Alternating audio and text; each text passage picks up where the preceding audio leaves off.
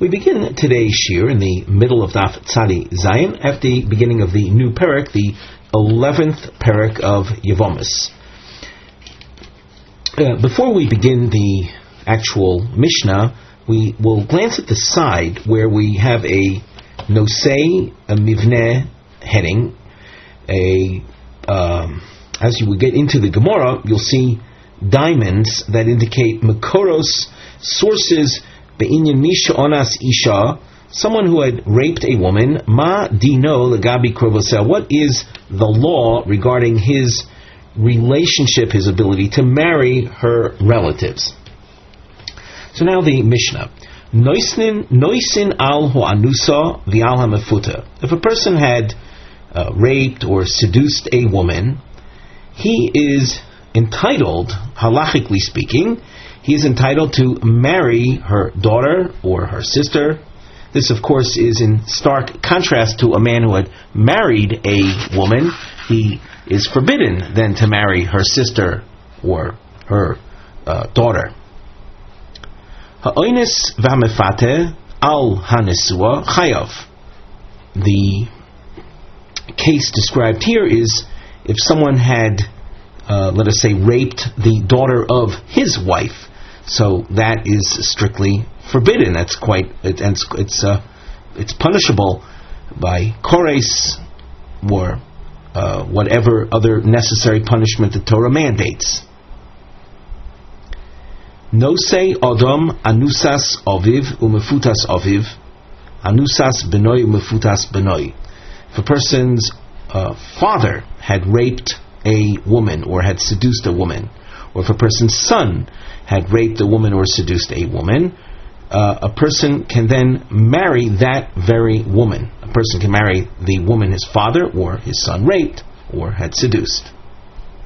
Rabbi Yehuda Ozer banusas aviv umefutas aviv. Rabbi Yehuda prohibits the marriage of a man to the woman that his father had raped or seduced. Tanina leha detanu rabbanan. Our Mishnah bears out that which is taught in the following brisa.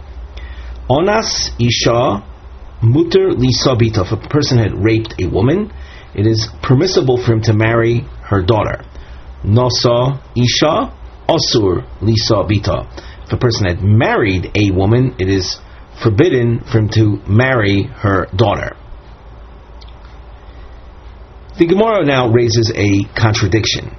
Viraminu hanitan min hoisha. Nitan is an expression meaning a person is suspect. Murmurings have gone out, rumors have gone out regarding a man and a particular woman. So if a person is suspect of having a relationship, we'll say, with a woman, Ozer be'ima uvavita uvachosa, it is forbidden for him to marry her mother, her daughter, or her sister. So that whereas we were taught in the Mishnah that if someone had raped a woman, and you don't have any bigger suspicion than that, do you? Yet he's allowed to marry her relatives. Here you have a man suspect of having conducted intimacy with a woman, and it's forbidden for him to marry her relatives.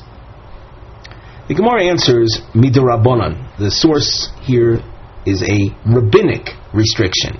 Letter of the law: after a person rapes a woman, he is entitled to marry her relatives. The source here is telling us that rabbinically, though, we don't want him to do that, because after he marries, let's say, the daughter of a woman he is suspect of, he'll end up having znus, harlot type relations with her mother, and at that point it would be strictly forbidden. After he actually marries her daughter, then it would be an adulterous relationship with her mother, or with, in effect, his mother-in-law, which is strictly forbidden. The Gemara continues, V'chol heicha di'ika isura midrabanan, where you have a situation that in fact is rabbinically prohibited. Tani nosin lechatchila. would you expect to find the Mishnah as we have over here using an expression that you are allowed as a first choice to marry the relative? If we take a look at the whole picture, you're telling me that if a man is suspect, and certainly if he raped a woman, rabbinically he's not allowed to marry her daughter. Why then does the Mishnah use the language of noisin al hanusal mafuta, which is an expression indicating as a first choice he can go ahead and marry the relative of the woman he raped? But isn't there a rabbinic prohibition? Why does the Mishnah use a language indicating that it's okay as an initial choice?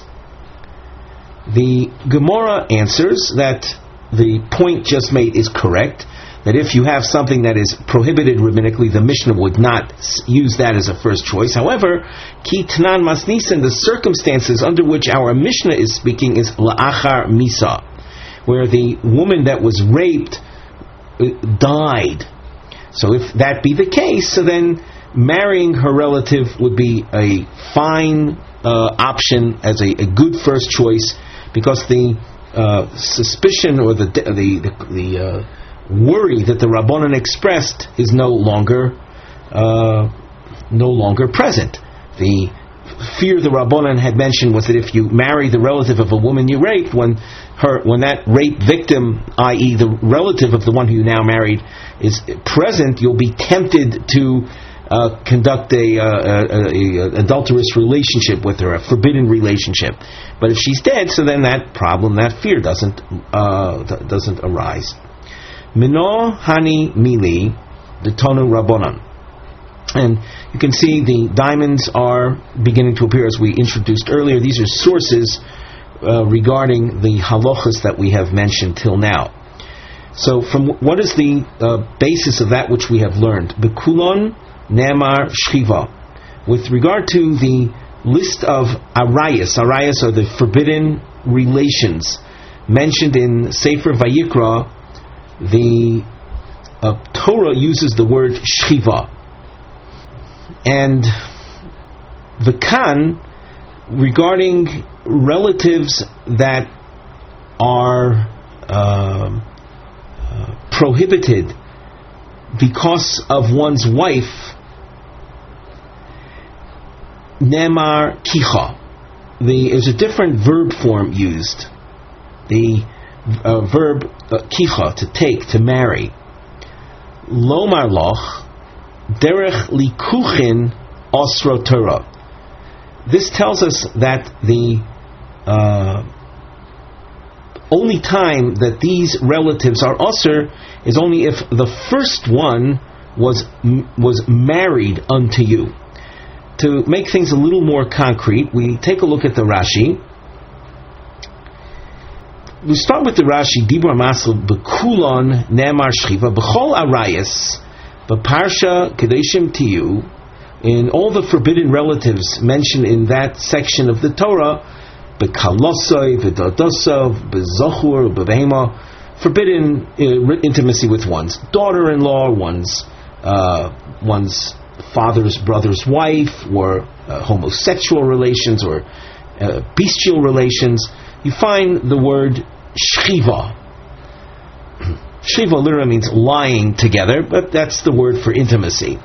V'kan, Rashi goes on, Be'isha v'imo, with regard to a woman and her mother, Ubekrovos anesoslo machmas ishto, or other relatives that are forbidden because of your wife.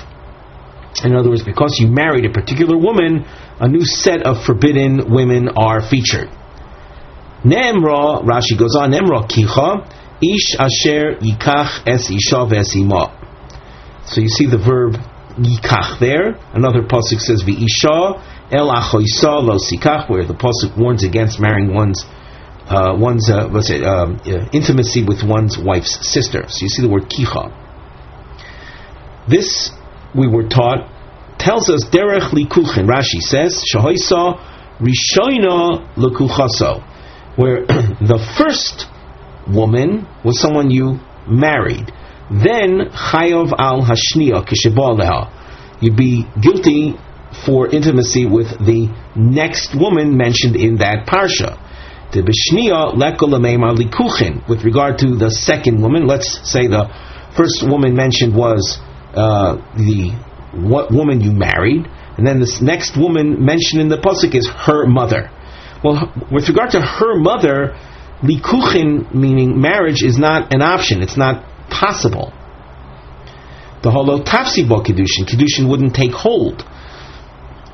hold with one's wife's sister either. So regarding them, we say that the forbidden relationship with them would be any form of intimacy. Hence, the din of the Mishnah is clear that where the initial contact with the first woman was rape, namely it wasn't through likicha, it wasn't through marriage, so then the second woman is open to you for marriage. However, if the first woman mentioned in that parsha was a woman you married, then the second woman will be strictly forbidden, and certainly in any form of intimacy. Omar lei, we continue in the Gemara. Omar lei Rav Papa Labaye Elo me'ata. Well, if this be the case that a distinction is to be made between shchiva and kicha, Gabi achoisoi, regarding one's own sister, dichtiv ish asher yikach es achoisoi bas oviv oi bas imoi. So hachi nami derech kicha hu da'asur derech shchiva shari. Are you going to say that here only through marriage it would be prohibited, but through simple intimacy she would be all right? That's of course absurd. Any form of intimacy with one's sister is going to be forbidden. Omar lei. So Abaye answers, likuchin ksivi b'torah stam. The term likuchin appears in the Torah in an unqualified fashion, and then we have to apply haroi likicha kicha regarding situations where marriage is an option. So then we say that the prohibition of her relatives would only be as a result of having married the first of those relatives. As we saw illustrated before, a woman and her mother, or a woman and her sister. When does the mother of that woman become Ozer? When you married the woman. Then her mother becomes your mother-in-law. Or in the case of a woman and her sister, when does the sister become Ozer? When you married the first one, the woman mentioned, then her sister becomes forbidden. However, if you don't marry the first woman, so the second woman mentioned, either the sister or the mother, are not forbidden to you. However, haroi l'shchiva, where there isn't any marriage option possible, for example with one's sister, so then shchiva, then the prohibition with her will be through any form of intimacy. Rava Omar Onas Isha Muter Lisa Bita Mehacha. The principle taught in our Mishnah is learned from a different place. Namely, if a man raped a woman, so then it's mutter for you to be with her daughter. It's mutter for you to marry her daughter. The issue of the daughter of a woman being Ozer is only if you had married the woman, then her daughter is Ozer. But if you raped the woman, then her daughter is mutter for you to marry. Mehacha, it's learned from the following. Ksiv ervas bas bilcho bas bitcho lo segale. So one pasuk says that one shall not reveal the intimacy of one's granddaughter, either if it's one's son's daughter or one's daughter's daughter. So that the granddaughter is forbidden. Now we could infer from this, ha bas bina dida, ubas bita dida goli. Our dida means hers, meaning your wife's. So that when is a granddaughter forbidden? If it's your own granddaughter. However, if let's say you married a woman who had grandchildren, so that we would infer that her granddaughter, whether it be through her son, through your wife's sons having a daughter, or through your wife's daughter having a daughter, Goli, that you can take them, you can marry them. Uksiv, and yet there's another pasuk that says, Ervas isha ubita lo sigale, esbas benov, esbas bita lo yisikach. And here, if you follow the dashed underlining, here you have a pasuk referring to the very same relatives that we inferred from the first pasuk. And in this explicit statement, it's telling you cannot marry your wife's granddaughters. So how do you resolve the seeming contradiction? Ha ketzad, kan be'oinsin, kan be'nisuin. If we're dealing with a woman that you raped, so then that's what the inference pasuk is referring to. If you're dealing with a woman you raped, so then her granddaughters would be mutter, would be allowed for you to marry. If, however, you're dealing with a woman that you married, nisuin, that's what the second pasuk is talking about. When you married a woman, then you cannot marry her granddaughters. The Gemara asks, Epuch ano, maybe things should be switched around. That where you raped a woman, her granddaughters are Ozer, and where you married a woman, her granddaughters are mutter.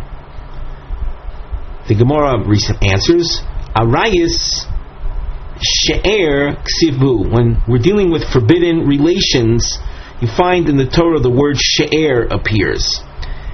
Benisuin ikos she'er. This concept or institution that she'er reflects, that term is a reference to prohibition because of marriage, because a marriage had taken place. Ba'oinsin, when a rape takes place, so leko she'er, you haven't formed the marital institution. The Gemara, Rashi, the Epuchano, Rashi says, the Gemara's question had been, let's switch it around. Bas bincha, the pasuk where the Torah forbids your own granddaughter, the memayet labas bina, where her granddaughter is excluded, meaning she's muteris. Maybe that is talking about a case of the woman you married, namely that her granddaughter would be mutter. The idach kra, the osar labas bina, the other pasuk where the woman's granddaughter is forbidden.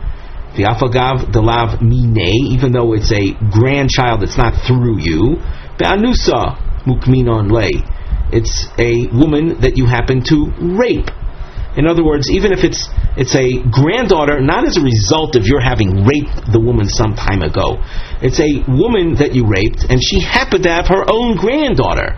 The Gemara was suggesting maybe that type of granddaughter is forbidden. So we saw the Gemara answered that in the section of the Torah that deals with forbidden relations, the word she'er appears, and that is a word reflecting that a marriage had taken place.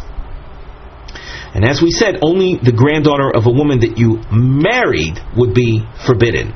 And that's Rava's source for the halacha taught in the Mishnah, that if we're dealing with a woman that you raped, then her relatives are open, are an option for you to marry. Rabbi Yehuda Oiser Banusas Aviv V'chulei. On the side of the Gemara under our topic heading, the Nosei, we've written Hesber HaMachloikis Tanoim, an explanation of the Tanaic controversy. Be'inyan im Odom Muter Banusas Aviv, is a person allowed to marry the woman that his father had raped? In our Mishnah, of course, the Tanakama, the first opinion, said no. He said that she is allowed to you. Rabbi Yehuda was the restrictive opinion, saying that a man cannot marry the woman that one's father had raped. Omar Rav Gidol, Omar Rav. My time of the Rabbi Yehuda. What is the source of Rabbi Yehuda, who was restrictive, Dichtiv, the pasuk says, and we should note that this pasuk is at the beginning of Perek Chof Gimel in Devarim. It's the first pasuk in chapter 23 of Devarim. It says, Lo yikach ish es eshes aviv, velo yigale knaf aviv. And we darshan, Rabbi Yehuda darshans this, knaf shiro aviv, lo yigale. Knaf literally is a reference to the corner of a piece of clothing, but it's the Torah's way of saying a woman that one's father had revealed, had raped. You, the son, lo yigale, you're not allowed to marry her. Umimai debanu suksiv. How do you know that through reading this pasuk aleph that the Torah is referring to a man that a man that had raped a woman and that his son is forbidden to her? Answer: Me'iluya dekra, from right before this pasuk. The pasuk that precedes this is found it's the last pasuk of Perek Chof Beis, pasuk Chof Tes. It says right before the pasuk of Lo Yikach Ish Es Eshes Aviv, it had said, V'nosanu ish hashochiv imo lavi hanaro chamishim kosef. That pasuk is talking about the fine the Torah levies against someone that had raped a woman. So that the context of the pasuk in which it said Lo Yigale Knaf Aviv, the context is a context of rape. V'Rabbanan, what do the Rabbanan who are lenient say? They allow a man to marry the woman raped by his father. I have somech le kedeko amris. Had the phrase Lo Yigale Knaf Aviv been next to the pasuk dealing with rape, and we say next to meaning literally following pasuk Chof Tes, then I would agree. Then we would agree with you that the pasuk here is referring to a woman raped by one's father. However, hashta delo samichle, it's not literally next to it.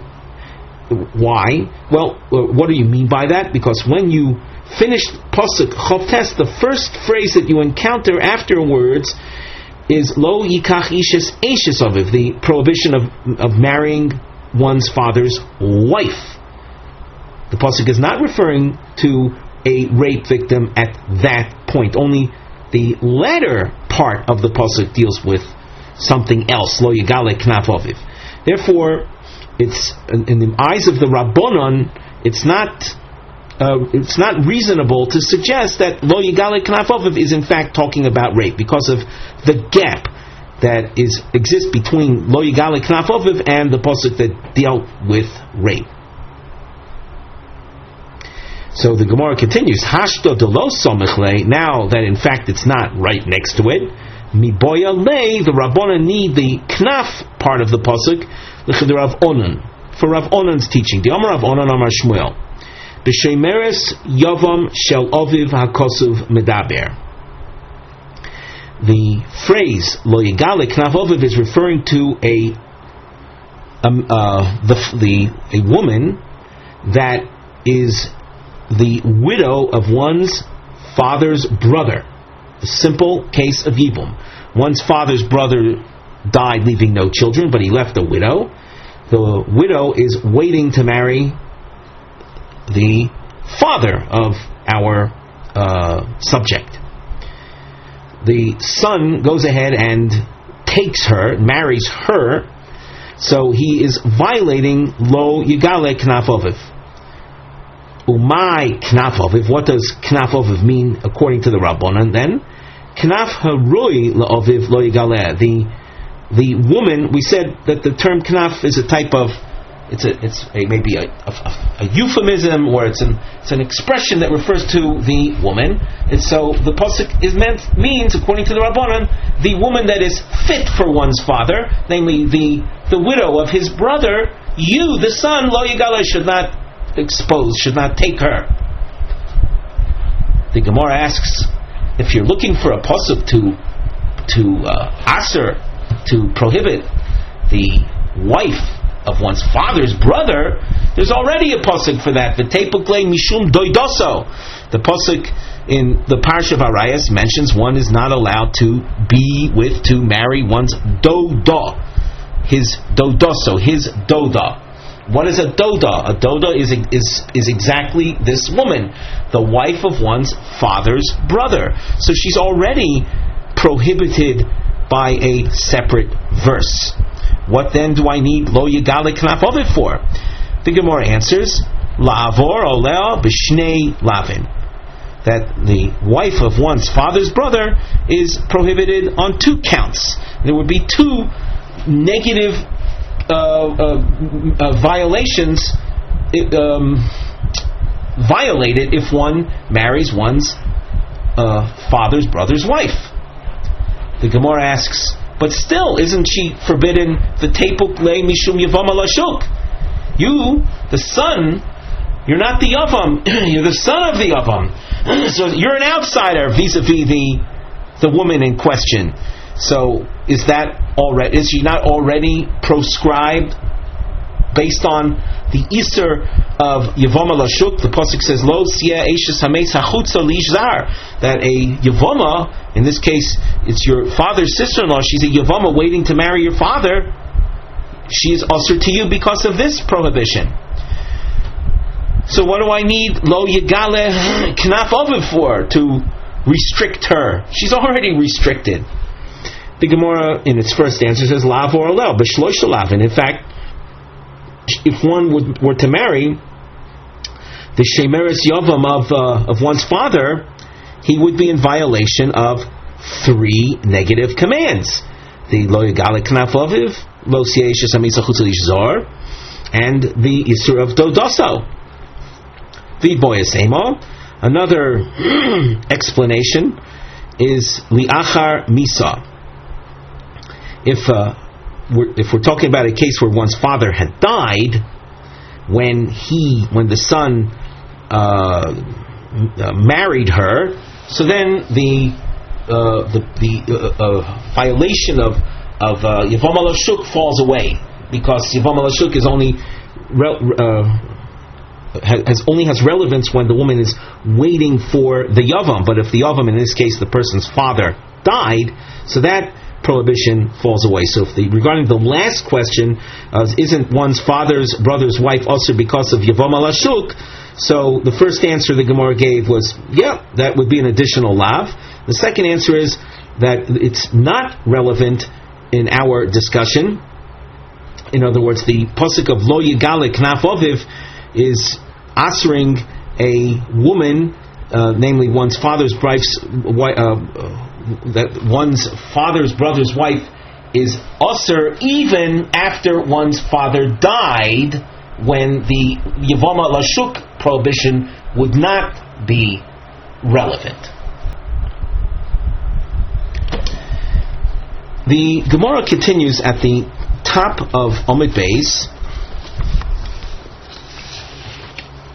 What you have in this Gemara, and we introduced this on the side under our topic heading, Sidra shel dugmois shel ta'aruvos nisuin ve'arayas. There will be a series of cases, of examples, which will appear in the Gemara almost in a riddle fashion of prohibitions that come about as a result of marriages and forbidden relations. When we get to the second one of these examples, we've numbered them. You can see we've numbered them through 1 through 7. You'll notice the Tosfos at the top. Ahu brihu kol elu hamaisim lo mashmiim loch midi elo l'tshuvas hatzedukim. We have all of these situations don't reveal to us something new, and they're here for some other agenda, that what Tosfos calls responses to the skeptics, to the heretics.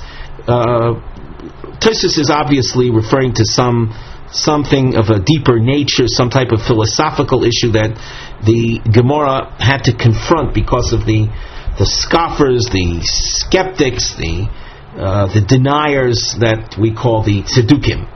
So, with that in mind, what we will be doing here is just to state the unusual relations as we go along.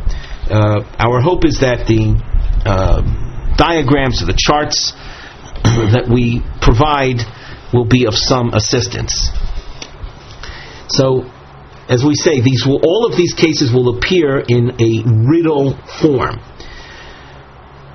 The number one, ach me'av velo me'aim. There is a description of someone's brother who was a brother because they have a common father but not a common mother.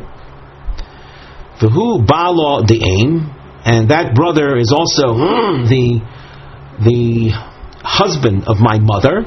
V'ano barta, and I am the daughter.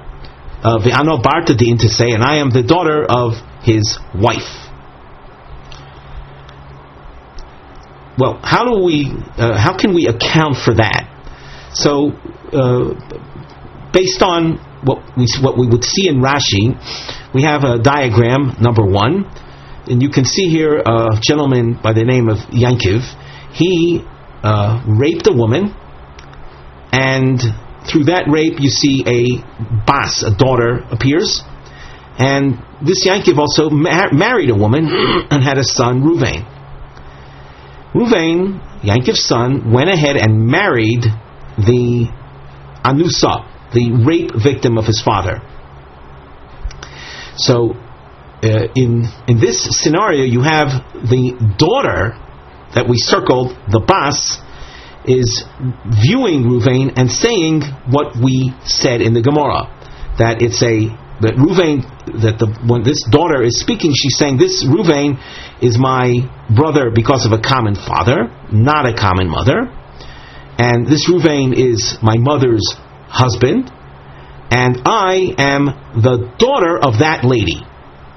She's not saying I am Ruvain's daughter, but I am the daughter of the lady to whom Ruvain was the husband. Now, the Gemara points out that this scenario would not ever come to be according to Rabbi Yehuda. The idea of Ruvain marrying the rape victim of his father. Omar Rami Bar Chama, Delok Rabbi Yehuda Masnisin. This would not be a scenario that could come about through the opinion of Rabbi Yehuda, because Rabbi Yehuda says that Ruvain in this case would be Ozer to marry the rape victim of his father. We continue in the Gemara with number 2. As we go through these next cases, you'll see a trapezoid form used to highlight the word mishkachas, and we've noted on the side, Heich mishkachas kol echod midugmos hanal. How do they come about? The relations, the cases are rather strange. The Gemara has to spell out how they come about. And again, we're going to try to work along with our little diagrams.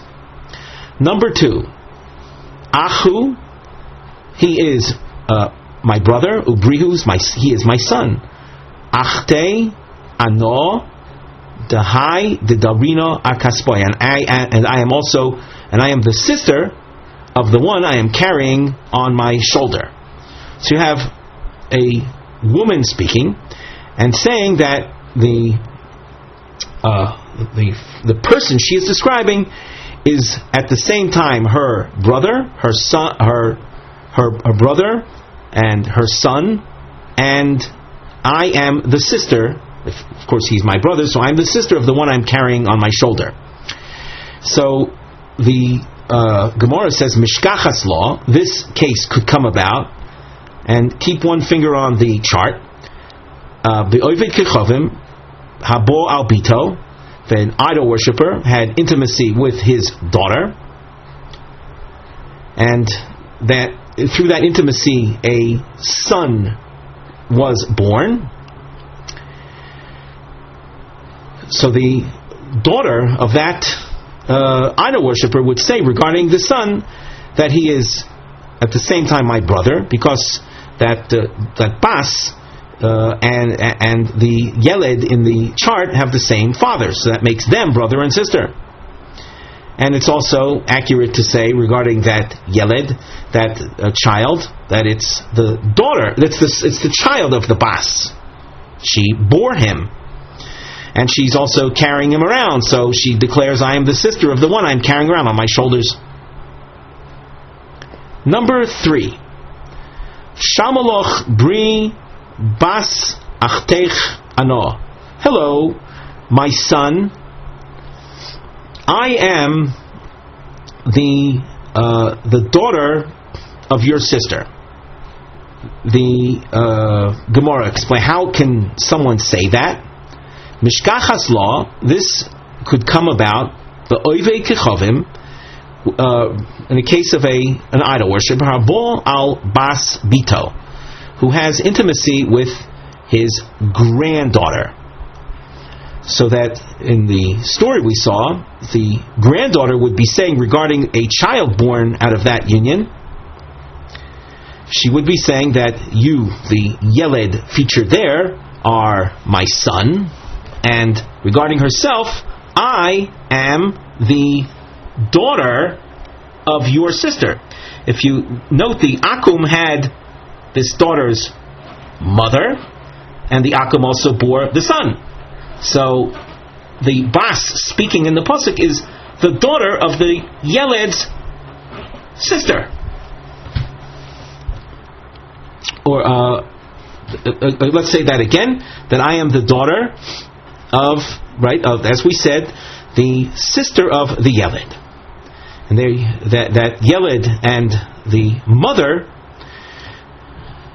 of the bas are brother and sister because they have the same father. Number 4. Dolu or Dali Dolu Davla. Lepel B'chu Sasar Posar. These are cryptic expressions, but Rashi explains what they are. Rashi on the third narrow line, Dalai Dolu the Dolu Davla. Livnei Poyalim Hamashkim Es Hasodos Anisha Elis Chidazu. To the children of the workers that water fields, that irrigator, they water fields, I am raising this riddle. And Rashi goes on, Lipo lechu soser posar, harei noflo lochem chidas stuma umusteres liposer. Behold, there is fallen in front of you a riddle that's difficult, or that's sealed and hidden for you to reveal, for you to solve. Now here's the riddle. We continue in the Gemara. This is case number 4. The Darina, the one I'm carrying around, the little kid that I'm carrying around, who? Bar, he is my son. Vano Bras Achvo, and I am the daughter of his brother. Well, how can you have that? How can you have someone that's called one's son, and the woman speaking refers to herself as the daughter of her son's brother? Mishkachas law, you could have this coming about. This, by the way, is essentially the same case as we had just before, but in the case before we had the Akum, the idol worshipper, having intimacy with his granddaughter, the daughter of his daughter, and here it's granddaughter, that means the daughter of his son. So the granddaughter is saying regarding the child that the child is, the yeled is my child, and the yeled, and I am the daughter of his brother. You'll notice in the chart, the Ben and the yeled have the same father, so they are brothers through the same father. Continue with number 5. This is you'll find to be a more complicated case. Bai. Bai is a word that reflects a an emotion, we'll say an exasperation. Me'ach v'hu av v'hu bal v'hu bar bal v'hu bal lo di'aim v'ano barto di'itzei v'lo yohiv pito li'achvo yasmi b'nei barti. The Rashi by me'ach koveles ani. Koveles means like complaining. Al achi, regarding my brother. Shehu avi, my brother is also my father. Ubali, he's my husband. Uben bali, and he's the son of my husband. Vahu baalo di'aim sheholidani me'imi, and he's the husband of the woman that bore me. V'hainu nami du av, by saying that he's the husband of the woman that bore me, that's basically saying the same as he is my father. Elo lafushi milihu, this is simply to add words to the riddle. So, how do you have a case like that? So we continue in the Gemara text. Or maybe we should just point out that the end of her statement is the complaint that v'lo yohiv pita la'achvo yasmi b'nei barte, and he doesn't give bread to my brother, the orphans of my son's children. The Gemara says mishkachas law. This case number 5 could come about ba'oivei kechovim habo al imo. So you can see on the chart that you have an idol worshipper that has intimacy with his own mother. V'hoilid mimeno bas, and a daughter is born. V'chozar ubo al oiso bas, and then that akum, that idol worshipper, had intimacy with the bas. That's the second stage. The chozar zokein ubo aleha, and then the zokein, that's the man married to the akum's mother. Very well be the father of the akum. He is bo aleha. You can see he has relations with that bas. V'hoilid mimeno bonim, and then produces children.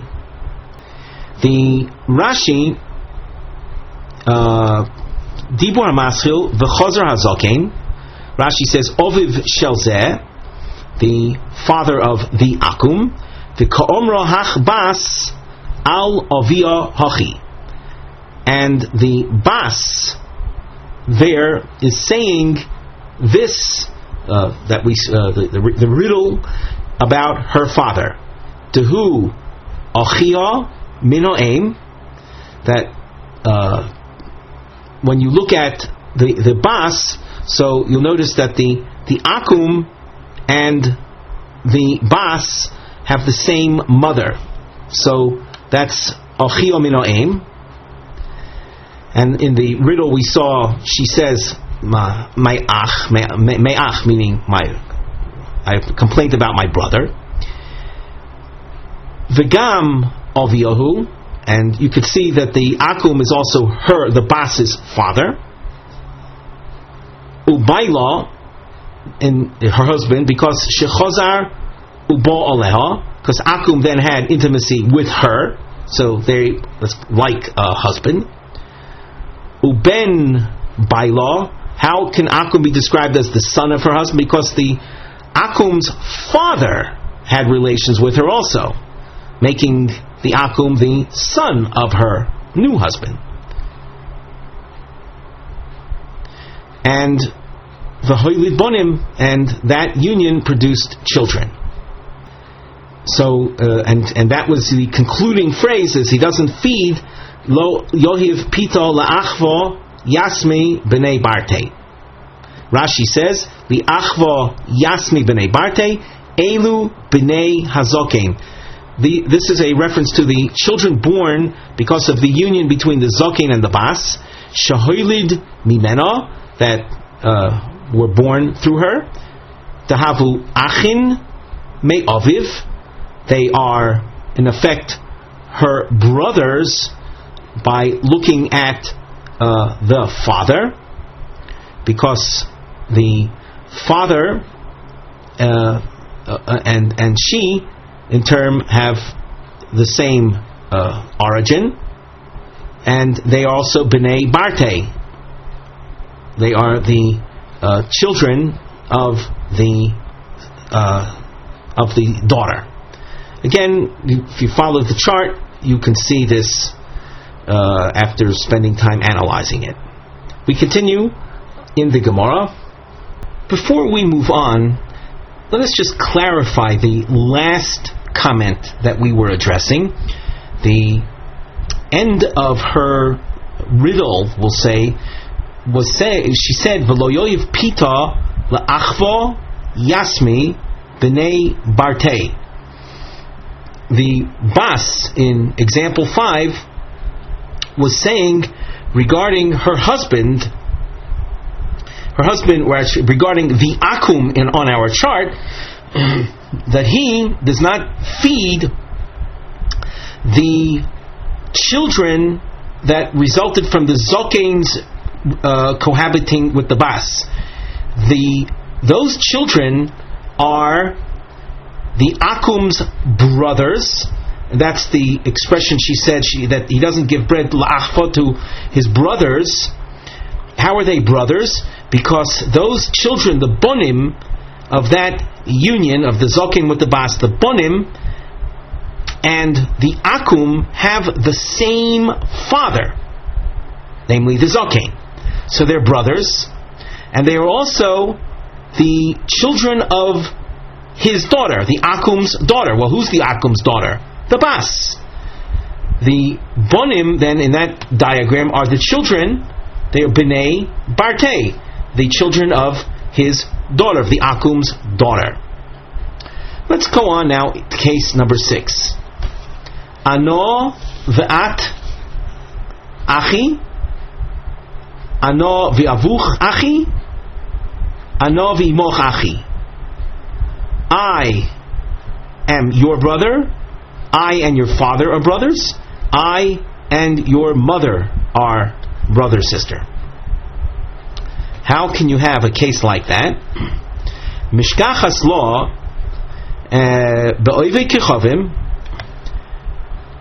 haboal imo.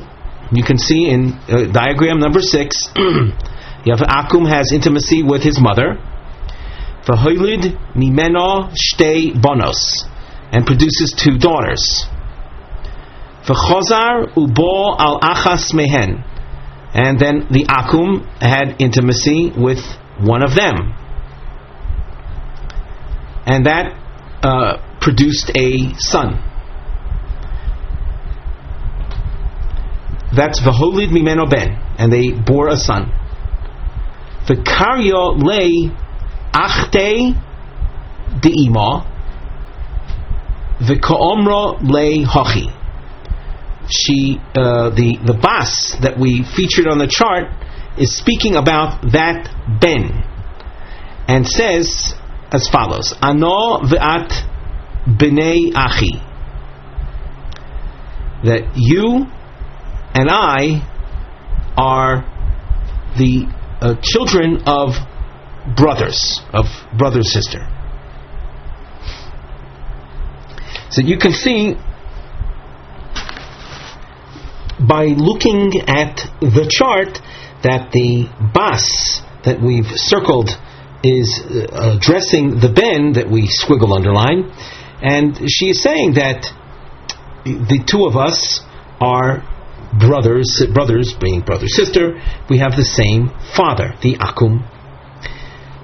You and your father, that means I and your father, the girl says, the bas says to the ben, I and your father are brother sister because we have the same mother.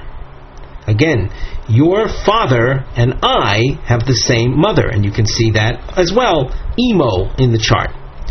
And she says, you and your mother, once again, I and your mother are brothers, sisters, because we have the same mother and father. Let us continue in the Gemara. This brings us to case number 7. Ha behetera nami mishkachas law. This kind of description you can find under heter circumstances as well. In other words, as opposed to in case 6, you saw a man cohabiting with his mother to start off the picture. Here, you don't have to have isur, you don't have to have prohibition. What's the case? Kagon Reuven sheyesh lo shtei bonois. V'yosa Shimon, the brother of Reuven, came. V'nosav chad minayu. Shimon marries one of Reuven's daughters. V'osa bar Levi. V'nosav chad minayu. And the son of Levi marries another one of the daughters. V'ka'omar le brei de Shimon, the son of Shimon, can say this, lebar brei de Levi hachi, to the grandson of Levi, as we already explained. And we look in Rashi, v'ka'omar le brei de Shimon lebar brei de Levi, the son of Shimon is saying to the grandson of Levi, ano v'at b'nei achi, I and you are the products of brothers. What does that mean? B'nei shtei achoyos. The term brothers, I'm sure you've begun to realize till now, can be brothers, can be sisters, brother, sister. So the grandson, the son of Shimon, is saying to the grandson of Levi that we are b'nei achi, meaning we're the children of brothers. B'nei shtei achoyos. I and you are the products of two sisters. What else? Ano v'avuch. I and your father, b'nei shnei achim. So the father of the squiggle liner Ben and the circled Ben are the products of two brothers. Ben's father is Shimon, and the father of the Ben, his father was Levi. And what else? Ano v'imcha, I and your mother, b'nei shnei achim. Well, I'm the son of Shimon, and your mother is the daughter of Reuven. So, I and your mother are the product of two brothers. We continue in the Gemara with the new Mishnah, and on the side we have a nosei klali, a general topic heading, and we indicate that this goes till tzadi ches amud beis, a rather long discussion. Hagiyores shenizgairu boneha imo. This features, the Gemara will feature a case where a woman converts. We'll also deal with a woman who is freed, and she happened to have had children, slaves, and they were freed. So you have a case of a woman who converts and her children convert, or a woman who is freed and her children are freed. A freed slave, by the way, in Jewish law, becomes a full-fledged Jew. The Mishnah. Hagiyores shenizgairu boneha imo. A woman who converted to Judaism, she happened to have children when she was not Jewish, and those children converted along with her. Lo chotzin velo miabmim. These children, we'll say they're two brothers, they had the same mother. If one dies leaving no children, so the surviving brother will not do chalitza nor yibum. The reason for that, the basis is that they are not considered brothers from the same father. And we're not dealing here with pure, we'll call genetics or pedigree, background, descent. We're talking in halachic terms.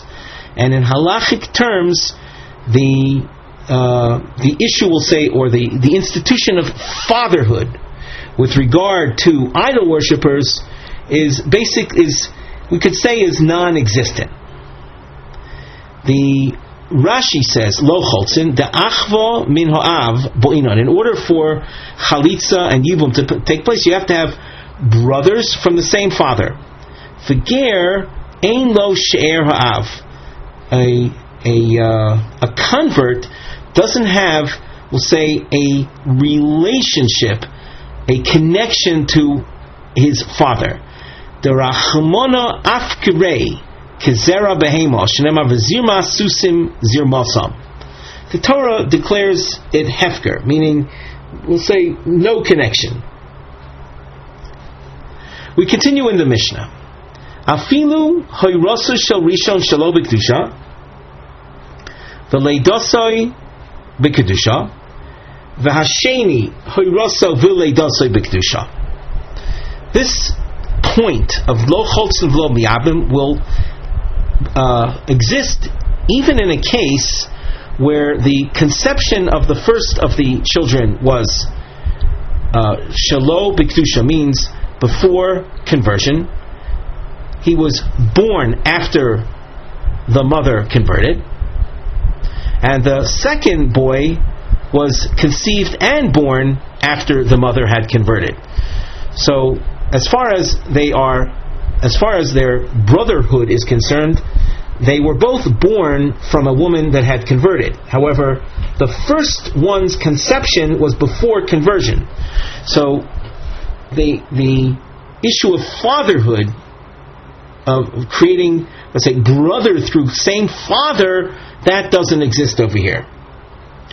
The same applies to a bondmaid who happened to have children, and they, along with their mother, were freed. And of course what we mean then is that those two boys, those two sons, when they marry and one dies leaving no children, so the other one will not do chalitza nor yibum.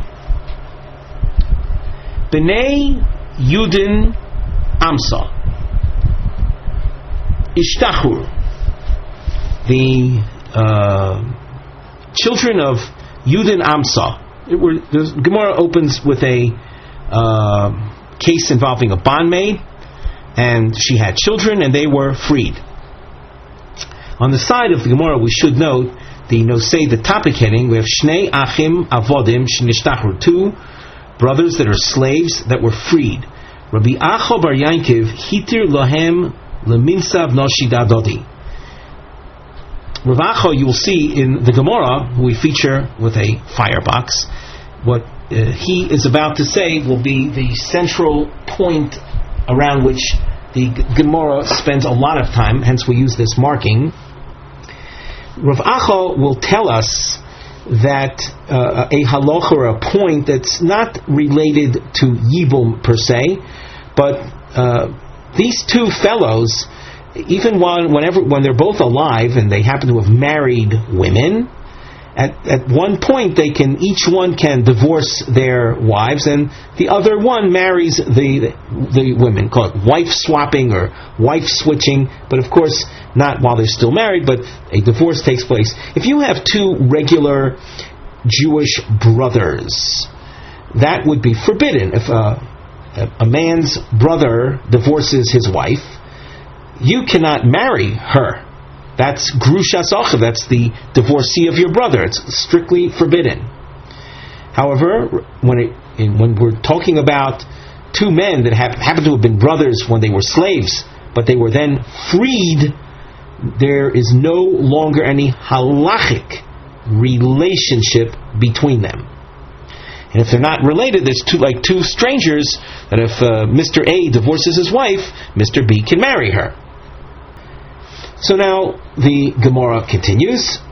We're we made reference to the Bnei Yudin Amsa. They were freed, and Shor Lahu Ravacha Leminsav Noshi Dadodi, and Ravacha allowed each one to marry the other one's wife. Again, as we said, each one divorced their wives and the other one married her, and it's not considered Grushas Ochiv. They're not considered the divorcee of their brothers. And as Rashi adds, the well-known principle that a person who converts, who left the state of non-Jew to become Jew, is kikoton shenol adom. It's because it's what we would call being born again. The true born again is right here in the Gemara. The Gemara continues. Omar le Rava, v'ha Rav Sheshes Osar. Rava asks Ravacha, but didn't Rav Sheshes forbid that? Omar le Ravacha answers, Hu Osar v'ano Sharina. He forbids and I allow.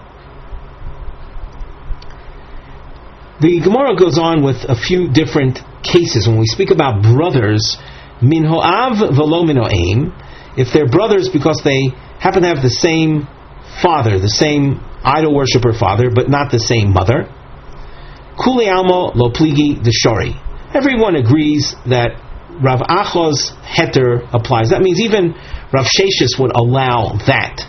If you have two fellows that happen to have the same father while they were Gentiles, and then these two brothers that happen to have the same father as Gentiles then converted, so there's no connection even on a rabbinic level. There's no connection between them, and they can switch wives. Min ho'aim v'lo min ho'av.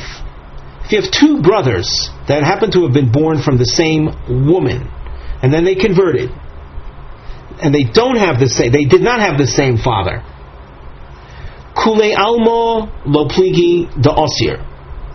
Everyone will agree that they cannot switch wives. And the reason for that is this is a rabbinic point, because if we allow them to switch wives, people will think that brothers Jewish brothers, regular Jewish brothers, can also switch wives. Ki pligi, when does the machlokes Rav Acha and Rav Sheshes surface? Min ho'av u min ho'aim. This might sound a little ironic, but it's when they're full-fledged brothers. As Gentiles, they have the same mother and father.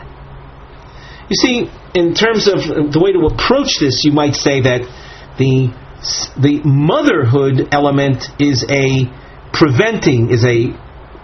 restrictive factor. The fatherhood element is a permitting factor. What happens when you combine the two? And that's what we see here. They have the same father and mother. Well, this will be the point of controversy between Rav Acha and Rav Sheshes. Before we go further, though, we should make mention of the Gemara structure. We have a mivneh note where Roman numerals 1 and 2 are featured. These represent Shnei Lishonos, being in Shnei Achem Mino'aim V'lo Mino'av, with two versions regarding the brothers that came from the same mother and not the same father. According to version number 1, we read this already, Kuli Almo Osir. Everyone will agree that is Ozer. According to version number 2, that very case of two brothers, same mother, not same father, will be a point of controversy, and Rav Acha there also will matir. So now we go back into our Gemara with the case, according to Loshon number 1, this is the only case where you'll have controversy. It's where the two fellows have the same mother and father. Man deshari, the opinion of Rav Acha, who is lenient. Boser abo shadinon. We focus, or people consider the element of fatherhood. Daha b'nei planya koru lahu. And since people look at them as in terms of their father, and now here we have to look at Rashi. Boser aviv shadinon lei daha. Now, and by the way, when we say Boser Av, we mentioned already that there is agreement if the two brothers have the same father, then and not the same mother, so they're not considered brothers whatsoever. And we explained before that when you're dealing with the with the element of the institution of fatherhood in the context of conversion, so there is no connection whatsoever. The Rashi says, "Bosser Oviv Shadino Leido Bnei Planya Koraluhu Hilkoch Lo Maski Inshia Datayu." Therefore, it doesn't occur to people, Rashi continues, "Shein Achin Min Ha'em," that they are brothers from the same mother. Umeida Yadi Tahai the Sharina Luhu, and it's clear to the public that which we would allow them to switch wives, Mishum Te'ein Achva Minoav Leger. There is no brotherhood from same father when you're dealing with a convert. The stam oivedes kechavim zoynehi umeish achirhu.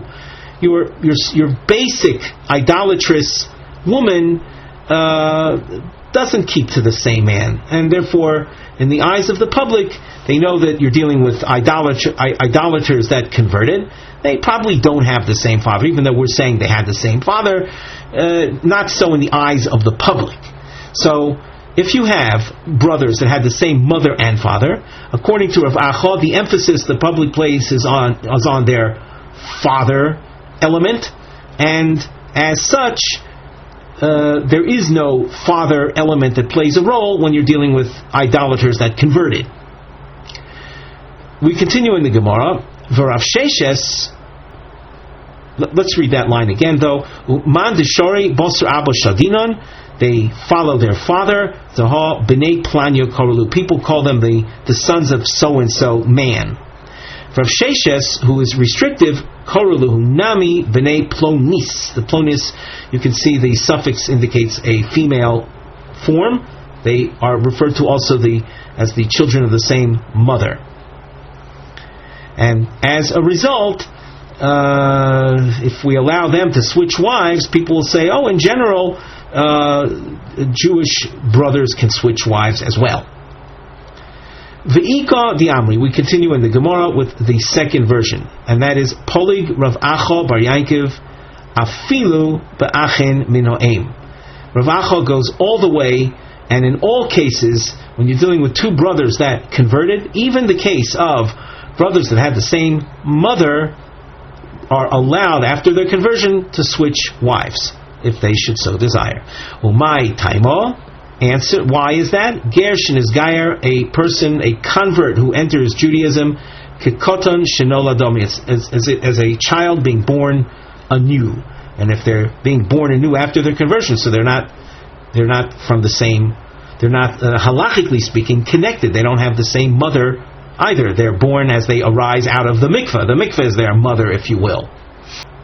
Now, as we go on in the Gemara, another structural note. You see diamonds with numbers in them, and you see how the diamonds are shaded in different extremities. On the side, number 1 is nisayon lahakshois al heter. There will be an attempt to challenge the position of leniency. According to version number 2, the Iko Diamri is in Nisoyin Lahochiach Haeter, an attempt to support the leniency. In fact, these two sections of Gemara are essentially the same, simply they have an opposite starting point. But in each case there's an attempt, and then whatever attempt is made, it's then rejected. So now we continue in the Gemara. Tanan, and also you note that the double underline is used to highlight in the first case the word Tanan, which introduces in this case a question, and then in Iko Diamri we double underline Hochinam Mistaber, where we'll be introducing the support. So Tanan, Hagiyores Shinizgar Bunel Ima Lo Cholsin Velo Miabmin. Our Mishnah said that a woman who converts with her sons, there's no chalitza and there's no yibum. In other words, there is no connection between them. That's what we said in the Mishnah. Now, why is it that they cannot do chalitza nor yibum? So here the Gemara assumes my time. Why is it that they cannot do chalitza yibum? Lav mishum da asiri. Is it not because they are viewed as brothers, and a brother cannot marry his brother's wife? Certainly, if you have a case of two brothers from the same mother, and that's what we describe here. You've got a giores. This is the woman who is converting along with her two sons. So they have the same mother, and they cannot marry the wife of one another. They cannot do yibum or chalitza. So is it not a function of their, in fact, of their being also to marry the wife of one's brother? Lo, that's not what the Mishnah is saying. When the Mishnah says lo cholzin v'lo miyabmim, it means the eina b'toras chalitza v'yibum v'sharya li'alma v'inunami sharu. There's no restriction of chalitza and yibum, and when one dies, the widow can marry anyone she wants without any need for chalitza. And there's also the option of the surviving brother marrying her as well. There is no restriction whatsoever. The Gemara asks, how can you say that the Mishnah is presenting such a point of leniency? V'hakatani afilu. Use your arrow and navigate with it, moving up, and you see the word afilu at the first line of the Mishnah. And the Mishnah says that the Mishnah pointed out that there's no chalitza yibum, even if, and it went on to say, even if the conception of the first one is before conversion and his birth is after conversion, and the second one's conception and birth were after conversion. Now the word afilu in the Mishnah will be smoother if you go along the restrictive line of reasoning. Amris bishlama asiri, if you say, like we were attempting to show when we opened up this section at the two lines before where we said Tanan, if you say that in fact they are Ozer, that these two brothers that have the same mother that converted, that they are prevented, they are prohibited from marrying the other one's wife. Hainu dekatoni afilu. The word afilu then is appropriate. The afagav, the rishon harasa shelo b'kedusha v'leidasa b'kedusha, v'hasheni harasa v'leidasa b'kedusha, ukeshtei imos damu. Even though the first one was conceived before conversion, the second one was conceived after conversion. So it's as if they have two separate mothers. They're really very unrelated, if you will. Afilu hachi asiri. And even so, they are Ozer. That makes sense. That even we're trying to show how far the Isser would go. That even though these two boys are really unrelated, they can't marry each other's wife. Eloi amris sharu. If you say that the Mishnah is teaching us a point of leniency, my afilu. What's the use of the word afilu, which means even? If you're saying that the Mishnah is telling there's no need for a chalitza and yibum, they're not related to one another, so all the more so they're not related in the case of having two separate mothers. And again, we say two separate mothers, we're saying halachically two separate mothers. Why would the Mishnah use the word afilu, meaning even in this case? It's rather all the more so in the case. So the Gemara explains. The afilu is as follows: the afagav, the travaihu, leidason b'kedusha. Even though, and that's what the afilu is introducing a case, even though both of these boys were born after the mother had converted. The osi lechlufi b'Yisrael. And if we allow the leniency here, people will say the same thing in the case of two regular Jewish fellows that have the same mother. And there, the prohibition of taking the brother's wife is strictly forbidden. We have two brothers that have the same mother. Afilu hachi shori. Even so, in our case, we are going to allow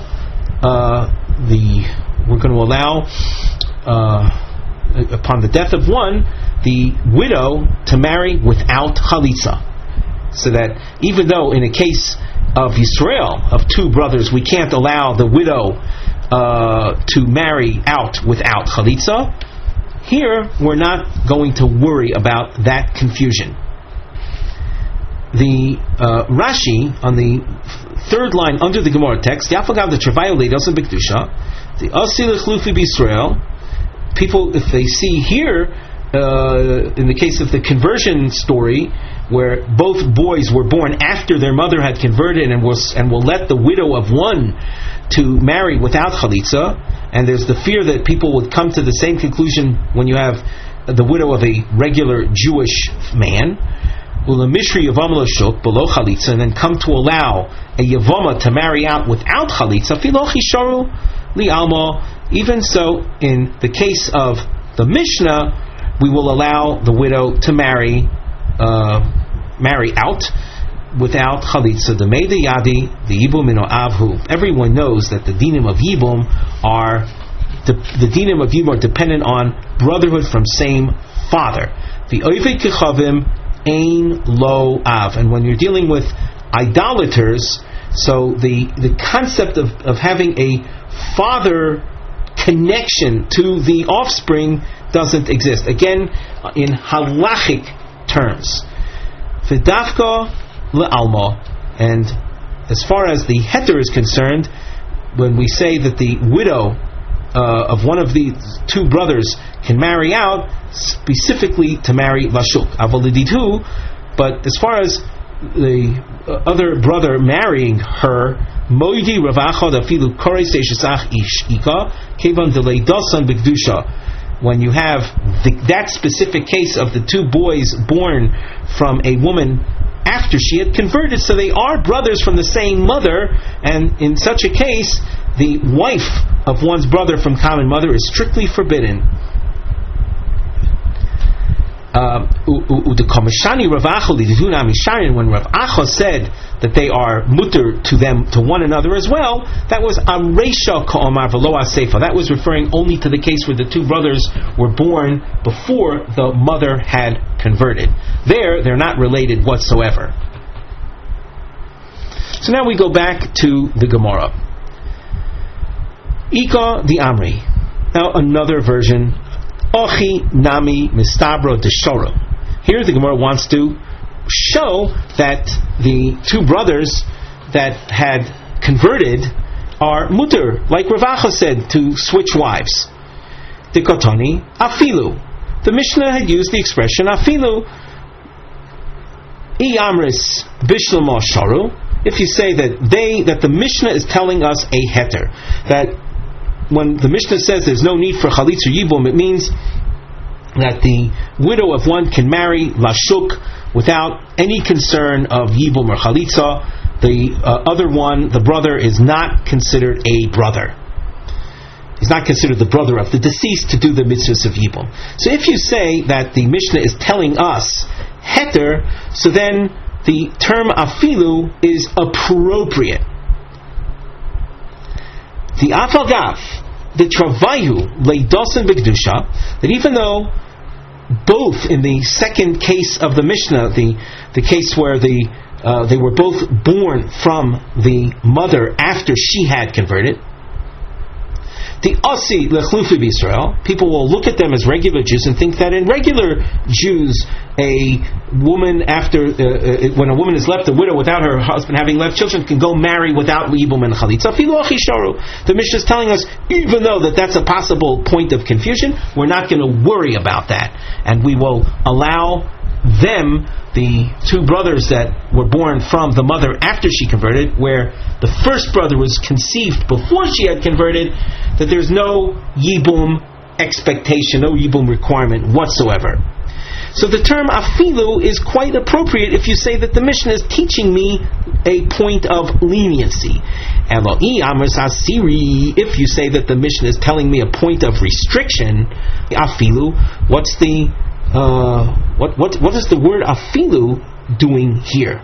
It's saying even over here. What do you mean by that? So the Gemara explains how you would learn the Mishnah showing restriction and explaining the point of the presence of the word afilu. The afagav, the rishon hirosa shelo b'kedusha v'leidosa b'kedusha. Even though the first one was conceived before the mother converted, born after she converted, v'asheni hirosa v'leidosa b'kedusha, and the second one was born was conceived and born after she had converted. Tekeshtei imohos dami. It's as if there are two separate mothers. The first one was conceived before she converted. The second brother was conceived after she converted. So it's like they're two separate mothers. Afilu hachi asiri. Even though they don't seem to have any connection between one another, they still cannot switch wives. So that would actually show how the word afilu shows that the Mishnah is teaching restriction. So that you can see in attempt number 2, we thought we were going to show how afilu, the presence of afilu, shows leniency, but then the Gemara switched around, as we had seen in presentation number 1, where it opened with restriction and then rejected it, showing leniency. As we go on in the Gemara, we have a mivneh, structural note. As the Gemara unfolds, we won't be able to complete the entire sugya now because we're in a Daf Yomi structure. Nevertheless, the discussion continues. You'll see quite a distance. In fact, it continues, as we indicated earlier, to Tzadi Ches Amid Beis. The triangles will appear in 2 different directions.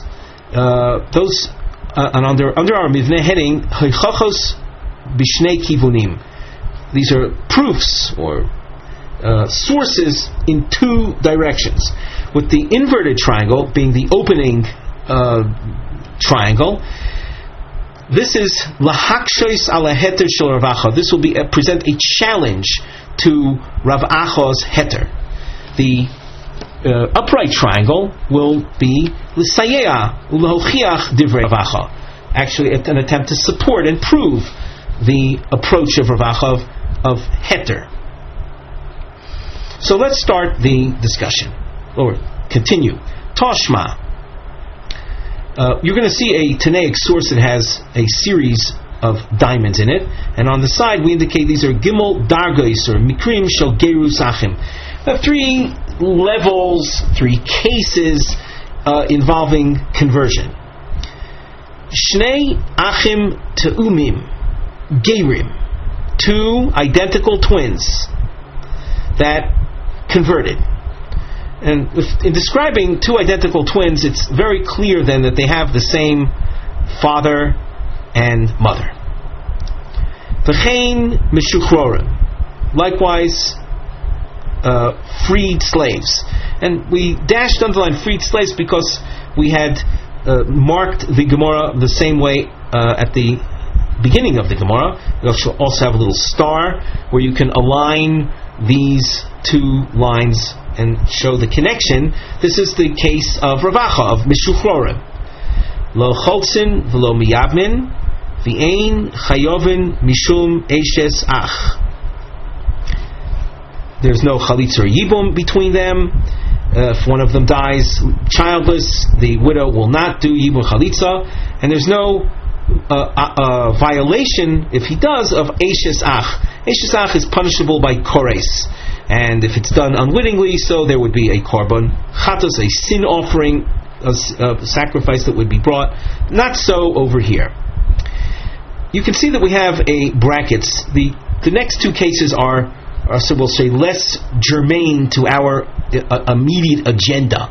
So if we skip the bracketed section, Katoni Mihas, it however said in this source, Ein Chayovin Mishum Eshesach. These 2 twin brothers that converted, there's no chiyuv, there's no kores if one takes the other one's wife.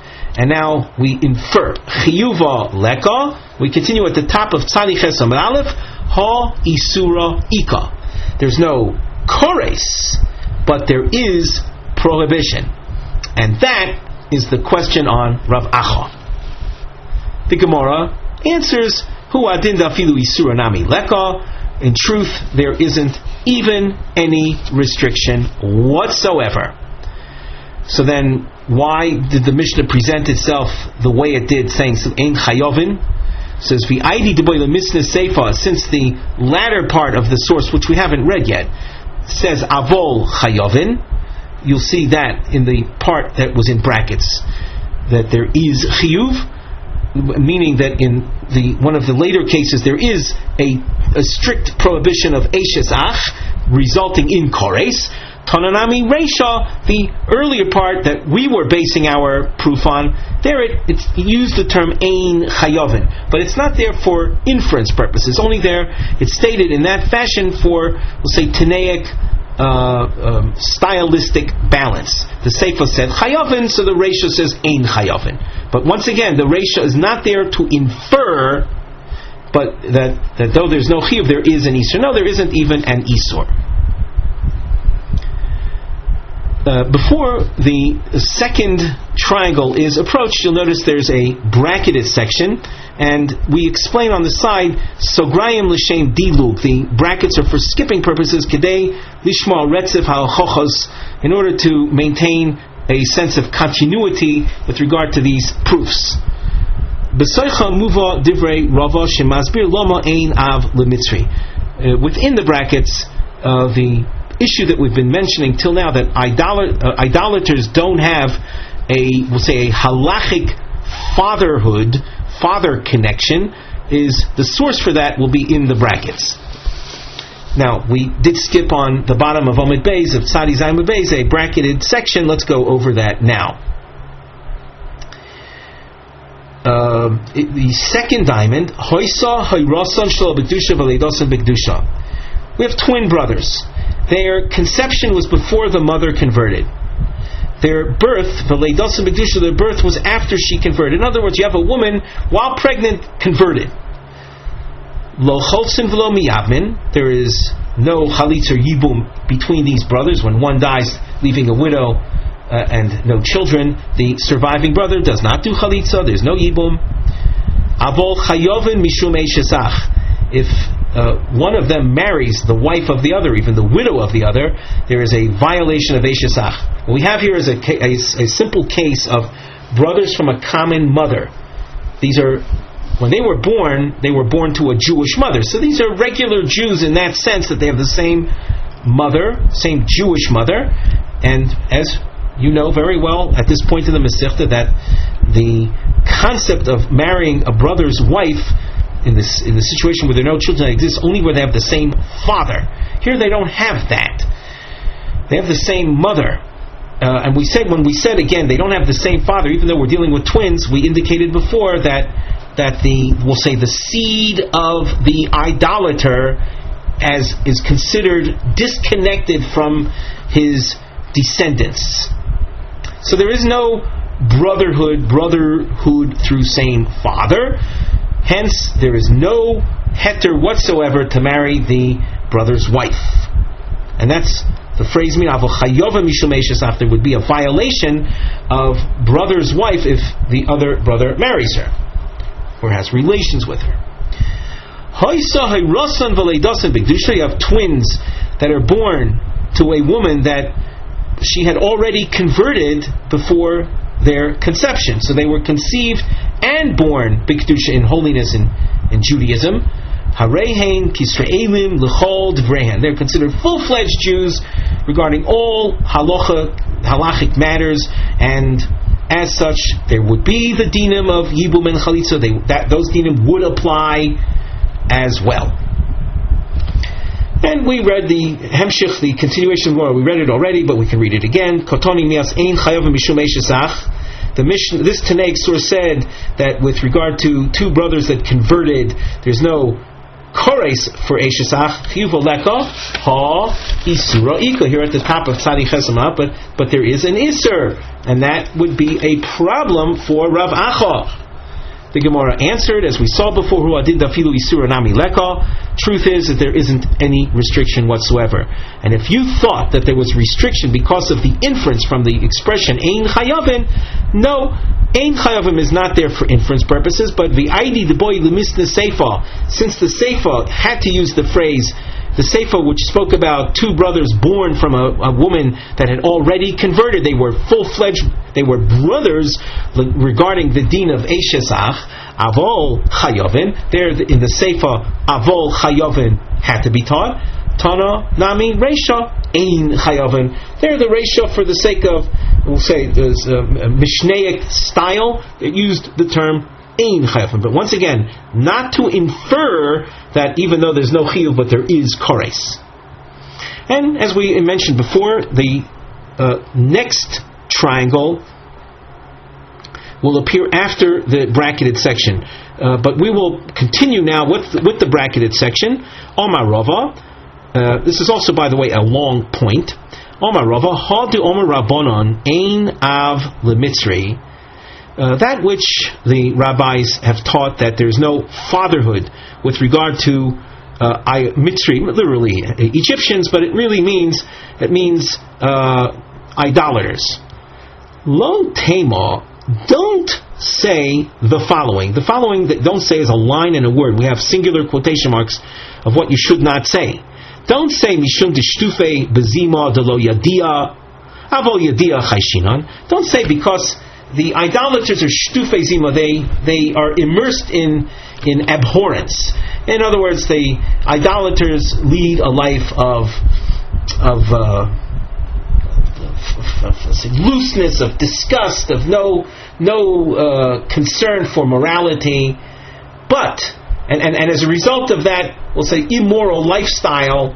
Therefore, there's no assumed fatherhood connection, because in the final analysis, a person can't even identify who his father is.